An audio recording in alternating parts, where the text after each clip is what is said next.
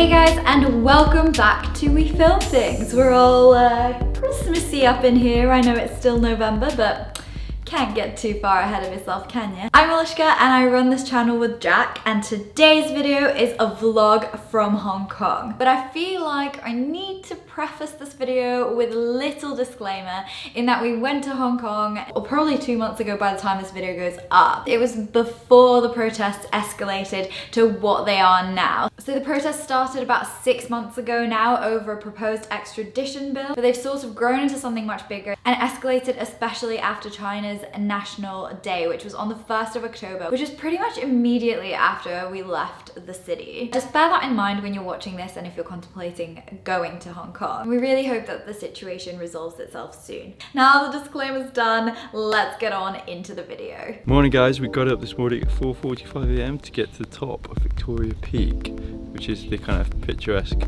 mountain you always see in all the photos of Hong Kong for sunrise, something a bit special. The moon is still up.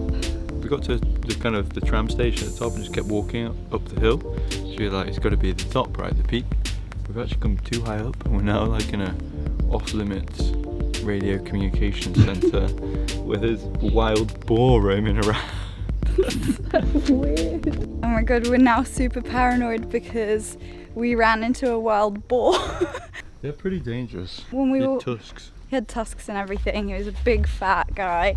People are going to think we're delusional, but we saw a wild boar. I'm serious. Kid you not? It was like just in the trees and we were on the path. And don't make the same mistake we have. And I think just stick at the tram station. I think that's where you're supposed to hang out. I mean, this is the problem with having no data, because we're just guessing. And we probably should have done a bit more research, but we just thought it would be... I thought Google Maps would know where Victoria Peak was. And also just thought it would be quite obvious, like once you got here, but never assume, because assuming makes an ass out of you and me. Either way, we've missed sunrise. The sun has risen. I think we're on the right track now.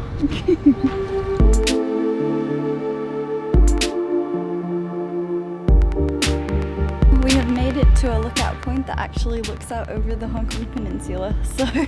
Lions Pavilion. Lions Pavilion. There's your tip, turn to touch for Victoria Peak.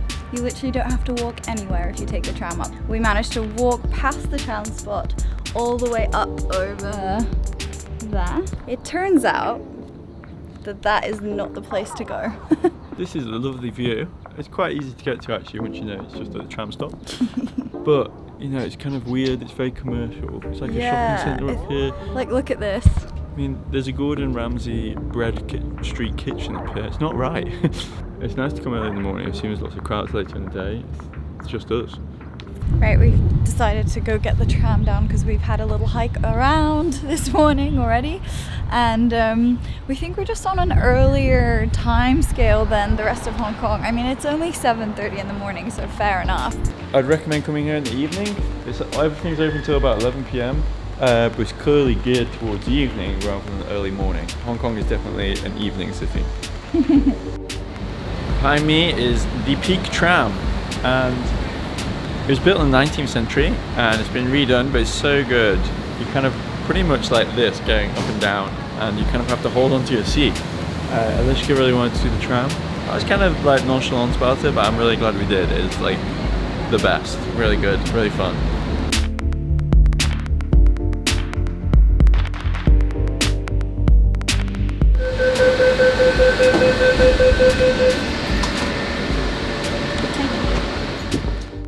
It was still early when we got off the tram, so we decided to walk through the city as it woke up and watch as its residents picked up their morning coffees on the way to work. Not only have we come across a wild boar today and survived, but another symbol of good luck, of course, a feather. Ooh. That's good luck. After Victoria Peak this morning, we've just been hanging around Central, kind of wandering through, exploring this place, and we just come across Man Mo Temple in the centre. And it's really nice just to kind of stop in and kind of unwind and relax a little bit, reflect. Super nice and really, really beautiful. I've never been in a temple like that before. This is the largest Man Mo temple in Hong Kong. It was built in 1847 and worships the civil or literature god Man Tai and the martial god Mo Tai. Things were finally beginning to open at this point, so it was time to get breakfast. We stopped at this wonderful curbside street restaurant where a kind local fellow breakfast goer helped us order our noodles. Dried seafood and tonic food streets. And I think it's this street here. Should we have a look? I think so, look. We continued to potter through town, exploring in our favourite way, on foot and without a set destination. We've stopped for some fruit tea because we're a little bit dehydrated and we need to just sit and chill for a bit. We've been wandering around Hong Kong Island all morning and we have a cooking class later on, so we just want to take a little break, have our teas. Very excited actually. I've gone for a Four Seasons and Eliska's gone for a white peach. Look how technical this is for the top of a drinks. Wow, I want to keep this forever. You're gonna have to. Whoa. Take the plastic cups. Check out Eliska's. This is like a disposable cup, guys. This is insane. Look at that. And they've got lovely prints on them. Wow, they should just make these permanent cups. Cheers. Is it good? Fluff is really thick. They have this fluffy thing, you can get it fluffy. I just thought it would be like slightly fluffed up. It's like a really thick cream. I just Basically, had a mouthful of cream. Oh, that's dreamy. That's so nice. The tea is actually really nice. It's just the cream on top that's a bit questionable. We tried. Ready to make dim sum? Dim sum. Let's go. You missed the one. We were refreshed and it was time to make some dim sum. And all the fruit is imported from all over the world. We'd booked a cooking class on Airbnb experiences, which included a trip to the wet markets. Just been at the market, collecting some of the ingredients for what we need to make dumplings, because that's what we're making today, some dumplings. What kind of tart is it? It's like custard. It's like a better version of the Portuguese. Oh really? As you guys know, a lot of eating goes on these videos. Just tried a little egg tart from the market. Really nice, very eggy, kind of like a Portuguese nata. And I wonder if it's because Hong Kong has, had some Portuguese connections back in the day. Now on to the next part. We're gonna make some dumplings. We got some pak choy. We picked up some meat at the market and the little wrappings. Okay, so we stir fry the bok choy. Love a bit of pak choy. The salt, not too much, just everywhere on the top. Check out my technique. I go around the edge, into the middle, swirl. Around the edge, swirl into the middle. You can do it both ways if you like. Not everyone can do it both ways, but I can. There you go, that's pretty well stirred, I think. Excellent. Pork shoulder, everyone. You put cornstarch in to soak up the juices, basically, and to kind of fuse the tastes a little bit better. You join them together and then pinch them. That is. Wow. Now watch this. We're gonna create here what you might call a goldfish tail. Hang on. It's not perfect. I mean, I think they're pretty good. You just boil them for 5 minutes and then they're ready to go. Yeah. Pretty proud of these. And now for the best part, we get to eat them. Oh, that's nice. Is it? Let's see the inside. Delicious, actually. Alright, one thing you gotta do whilst you're in Hong Kong is obviously get the weird brand of tram that they have here. Very tall, very thin. You enter via the back, exit via the front, and you pay afterwards. We're going to a top deck like true children. Double decker, so you know it's good. Excellent windows for all of your air conditioning needs. And pretty simple system. It goes that way or it goes that way. No way you can get confused. After the tram, we've decided to stop to recharge at a little place we spied out this morning called Chica. And it sells some specialty tea.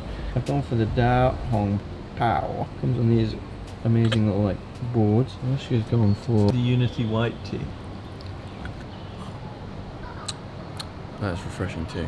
So we just had some lovely tea in a rather hipster tea house in an area called Shangwan. It's just above Hollywood Street, which is where all the antiques are, but this area is really hipster and full of these really nice coffee and tea houses, little shops. It's a really nice vibe actually. Now we're just gonna go and check out some of the antiques down on Hollywood Street.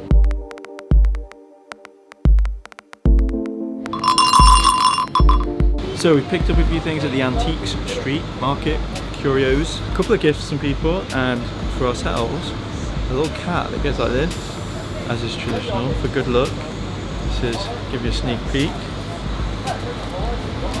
what he looks like. Pretty excited about him. I think we definitely paid over the odds for him, but I don't care.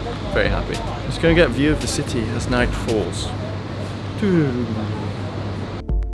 A local we'd met earlier in the day had recommended Hao Fug Street as a great little food hub, so that's where we headed for dinner.